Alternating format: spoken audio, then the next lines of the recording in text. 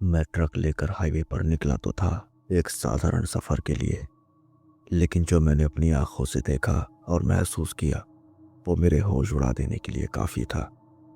कभी कभी जिंदगी एक ऐसे मोड़ पर लाकर खड़ा कर देती है जहां से हर कदम मौत का सामना करने जैसा लगता है। नमस्कार दोस्तों, मेरा नाम है शशांक और खौफनगर में आपका स्वागत है। अगर आपको हमारी कहानी पसंद आए तो ज़रूर से इसे लाइक और सब्सक्राइब करें और कमेंट करके आपकी राय हमें ज़रूर दें। तो आइए चलते हैं हमारी आज की कहानी की ओर। मेरा नाम रणजीत है और पेशे से मैं एक ट्रक ड्राइवर हूँ। यह घटना साल 2022 की है, लेकिन हर बार जब भी मैं उस रात को याद करता हूँ तो मेरे पूरे शरीर में सिरन दौड़ जाती है। मैं उस दिन दिल्ली से जयपुर की तरफ एक बड़ी डिलीवरी लेकर जा रहा था। सामान को ठीक समय पर पहुंचाना था, इसलिए मुझे मजबूरन रात में भी गाड़ी चलानी पड़ी। रात के 10 बज रहे थे और दिल्ली की सड़कों पर हलचल अब धीरे धीरे थमने लगी थी। ट्रैफिक पहले की तुलना में कम हो चुका था।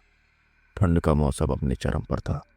कड़ाके की ठंडक पड़ रही थी, जो खिड़की के बंद होने के बावजूद ट्रक के अंदर तक महसूस हो रही थी। हेडलाइट्स के सामने घना कोहरा तैर रहा था, जो गाड़ी चलाने में मुसीबत पैदा कर रहा था। मैंने सोचा डिलीवरी समय पर खत्म हो जाएगी तो सुबह होने से पहले मैं वापस लौट आऊंगा। ये ख्याल थोड़ा सुकून भरा था। शुरुआत में सब कुछ ठीक था। गाड़ियों का आना जाना, सड़क किनारे खुली दुकानें और हल्की चहल पहल दिखाई दे रही थी। पर जैसे ही मैंने जयपुर की तरफ बढ़ना शुरू किया, धीरे धीरे सड़कें वीरान होती गई।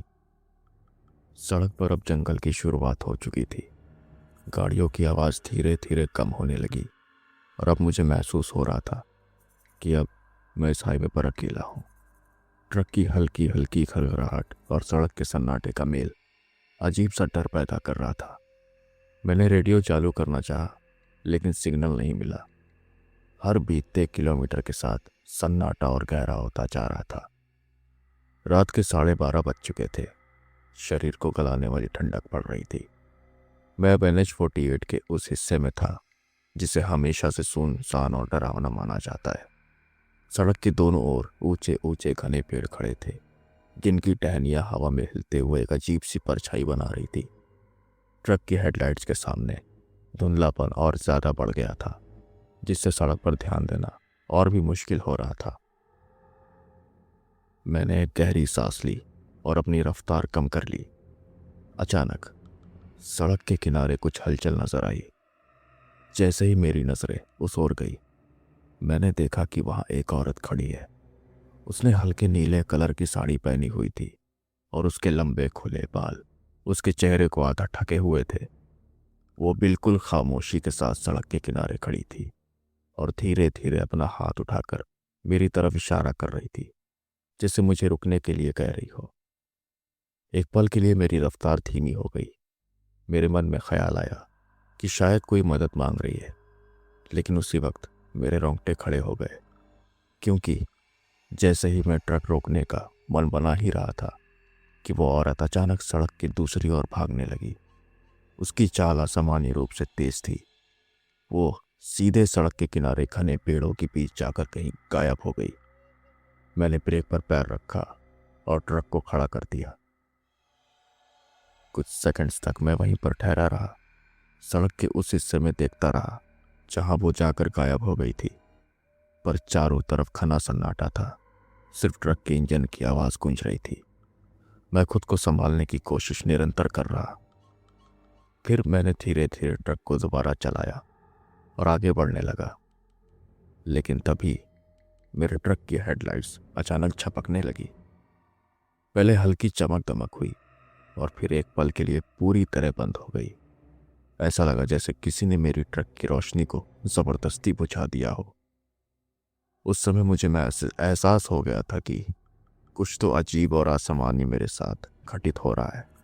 मेरा दिल जोर जोर से धड़कने लगा और मैं समझ नहीं पा रहा था कि अब आगे क्या होगा। मैंने ट्रक को बंद करके दोबारा फिर से स्टार्ट किया तो हेडलाइट्स चालू हो गई। फिर मैं ट्रक को संभालते हुए आगे बढ़ गया। मैं हर गुजरते पल के साथ खुद को और ज्यादा डरा हुआ महसूस कर रहा था। तभी अचानक एक जोरदार चीख ने मेरा ध्यान तोड़ दिया। ये आवाज़ इतनी तेज़ और दर्दनाक थी कि मेरे शरीर में जैसे बिजली दौड़ गई। वो चीख किसी औरत की थी जो अपनी जान बचाने के लिए चिल्ला रही थी। आवाज़ इतनी असली और तेज़ थी कि मैंने तुरंत ब्रेक पर पैर रख दिया। ट्रक झटके से रुक गया और टायरों के रुकने की आवाज़ ने उस चीख को पल भर के लिए दबा दिया। मेरे हाथ कांपने लगे, लेकिन मैंने हिम्मत जुटाकर खिड़की से बाहर झांकने की कोशिश की, पर चारों तरफ सिर्फ घना अंधेरा था। सड़क बिल्कुल खाली थी और दूर दूर तक कोई भी नहीं था। मैंने ट्रक की लाइट्स को बार बार ऑन ऑफ किया, ये देखने के लिए कहीं कोई छिपा तो नहीं है, लेकिन वहाँ कुछ भी नहीं था। मैंने खुद को समझाया कि शायद ये सब मेरा वहम है। लंबे समय तक ड्राइविंग करने और थकान की वजह से मेरे दिमाग ने इससे आवाज़ बनाई होगी। तो मैंने ट्रक का गियर बदला और धीरे धीरे आगे बढ़ने लगा। पर मुश्किलें अभी ख़त्म नहीं हुई थी। मुश्किल से 10 मिनट ही हुए होंगे कि वही चीखें फिर से गूंजने लगी। इस बार आवाज़ और भी नज़दीक से आ रही थी, जैसे कोई मेरे ट्रक के अंदर चिल्ला रहा हो। मेरी रूह कांप उठी। ये आवाज़ इतनी भयानक थी कि मेरे कानों में सुई चुभने जैसा दर्द महसूस हुआ। मैंने ट्रक को फिर से रोक दिया और पूरे ट्रक के अंदर हर जगह देखने लगा, कैबिन, सीट के नीचे और यहाँ तक कि सामान वाली जगह में भी, लेकिन ट्रक के अंदर कोई भी नहीं दिखा। मेरी सांसें अब तेज हो रही थी। मैं बार बार खुद से कह रहा था कि यह सब मेरा दिमाग का खेल है, लेकिन मेरा दिल मानने को तैयार नहीं था। चारों तरफ सन्नाटा था, लेकिन मेरे अंदर का डर अब चीखें मारने लगा था। मेरे हाथ पैर सुन्न हो चुके थे और ऐसा महसूस हो रहा था जैसे मैं अभी किसी अदृश्य ताकत के घेरे में हूं। मैंने जल्दी से ट्रक स्टार्ट किया और वहां से निकलने की कोशिश की, लेकिन डर ने मेरे दिमाग को बिल्कुल सुन्न कर दिया था। डर से मेरा गला ऐसा सूख रहा था जैसे किसी ने मेरे हलक में रेत भर दिया हो। मैंने सोचा कि कहीं रुक कर पानी पी लूं, शायद इससे कुछ मुझे राहत मिले। तो आधे घंटे गुजरने के बाद मुझे सड़क के किनारे एक पुराना ढाबा दिखाई दिया। ढाबे की रोशनी धीमी थी और वहां टूटे फूटे बेंच रखे हुए थे। ऐसा लग रहा था जैसे यहाँ कोई ज्यादा आता जाता नहीं। तो ट्रक को ढाबे के सामने रोककर मैं बाहर निकला। ढाबे के अंदर झांक कर देखा तो वहां सिर्फ एक बूढ़ा आदमी बैठा हुआ था।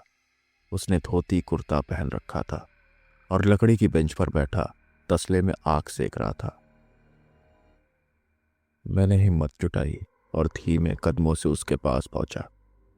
उसने मेरी तरफ देखा और बिना कुछ कहे बस मुझे घूरता रहा। मैंने कांपती हुई आवाज में पूछा, पानी मिलेगा बाबा? उसने मेरे चेहरे को ध्यान से देखा। शायद मेरी घबराहट और डर उसके सामने छिप नहीं पाए। उसने धीमी आवाज में पूछा, क्या हुआ बेटा? तुम इतने घबराए हुए क्यों लग रहे हो? मैंने उसकी बात सुनते ही अपने अंदर का सारा डर बाहर निकाल दिया। रुक रुक कर कांपती हुई आवाज में मैंने उसे सड़क पर हुई सारी घटनाएं बताई। वो औरत, उसकी चीखें और वो हेडलाइट्स का झपकना।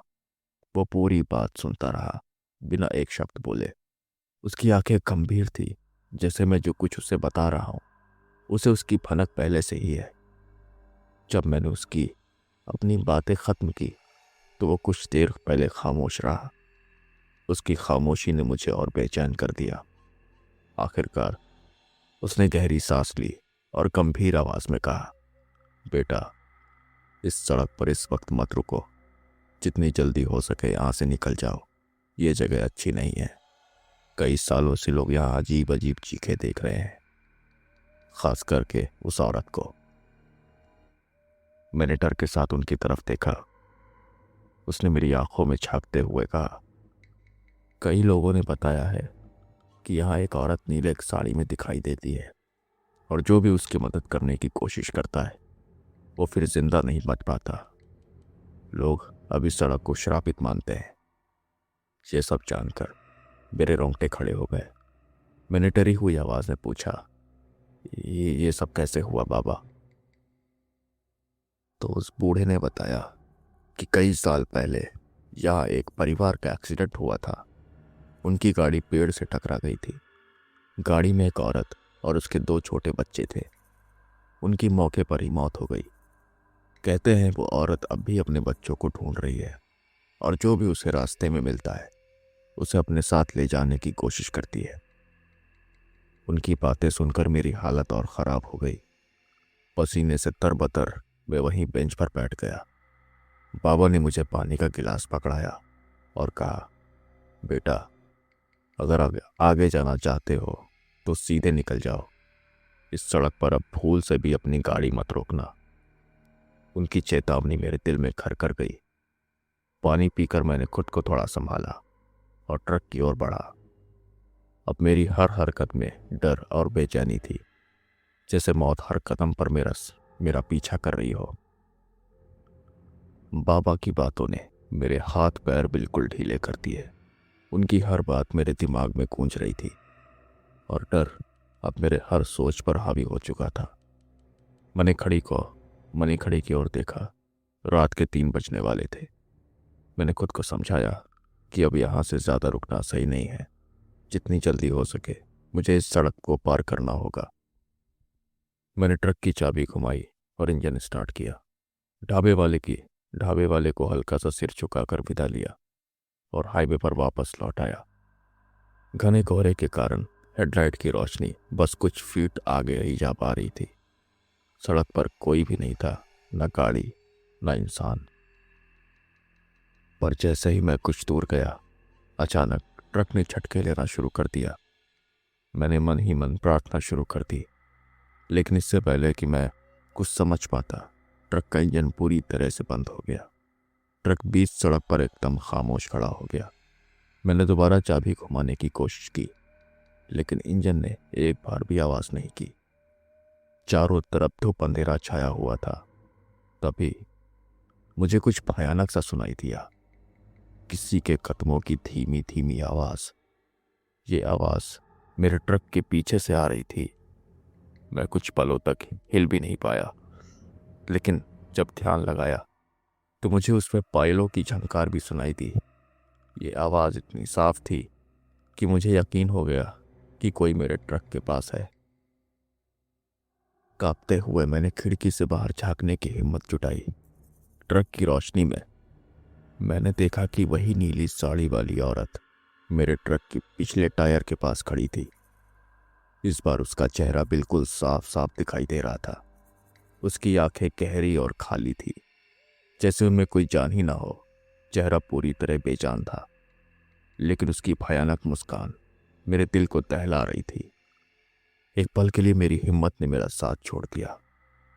मेरी सांसें तेज हो गई और हाथ पैर सुन्न पड़ गए। मैं पसीने में लथपथ था। वो औरत अब धीमे धीमे मेरी ओर बढ़ने लगी। हर कदम के साथ उसकी पायल की आवाज तेज और डरावनी होती जा रही थी। मैंने पूरी ताकत लगाकर ट्रक का इंजन चालू करने की कोशिश की। चाबी बार बार घुमा रहा था, लेकिन ट्रक स्टार्ट होने का नाम ही नहीं ले रहा था। मेरे दिमाग में ढाबे वाले की बातें गूंज रही थी, इस जगह पर मत रुकना, ये जगह श्रापित है। एक बार और कोशिश करने पर भगवान की दया से ट्रक का इंजन चालू हो गया। मुझे ऐसा लगा जैसे कोई चमत्कार हुआ हो। मैंने गियर बदला और ट्रक को पूरी रफ्तार में आगे बढ़ा दिया। मैं पसीने में तर बतर होकर सिर्फ ट्रक भगाया जा रहा था। लेकिन जैसे ही मैंने शीशे में देखा, मेरी रूह कांप गई। वो औरत अब सड़क के बीचों बीच खड़ी थी और उसकी आंखें मुझे घूर रही थी और उसका चेहरा अब और भी भयानक लग रहा था। ऐसा लगा जैसे उसकी निगाहें मेरे अंदर तक देख रही हैं। उसके होंठ हिल रहे थे, लेकिन कोई आवाज नहीं आ रही थी। मैंने शीशे से अपनी नज़र हटाई और ट्रक की स्पीड और बढ़ा दी। दिल इतनी जोर से धड़क रहा था कि मुझे डर था कि कहीं मैं अपना होश ना कहीं पर खो बैठूं। उस रात की वो घटना और उस औरत का भयानक साया आज भी मेरी आंखों के सामने घूमता है। उसकी खाली आंखें और डरावनी मुस्कान ने मेरी आत्मा तक को झकझोर कर रख दिया था। उस घटना के बाद मैंने उस हाईवे पर अकेले रात में सफ़र करना बंद कर दिया। कई ड्राइवरों से मैंने सुना कि उस हिस्से में आज भी अजीब घटनाएं होती हैं। मैं नहीं जानता कि उस रात क्या हुआ था, लेकिन एक बात तय है, कुछ रहस्य इंसानी समझ से परे होते हैं। ये मेरी आप बीती है जो शायद आपको झूठी लगे, लेकिन मेरे लिए जिंदगी का सबसे डरावना सच था। दोस्तों, आज की कहानी में बस इतना ही। मिलते हैं आपसे अगली कहानी में। तब तक अपना ख्याल रखें और सुरक्षित रहें। नमस्कार।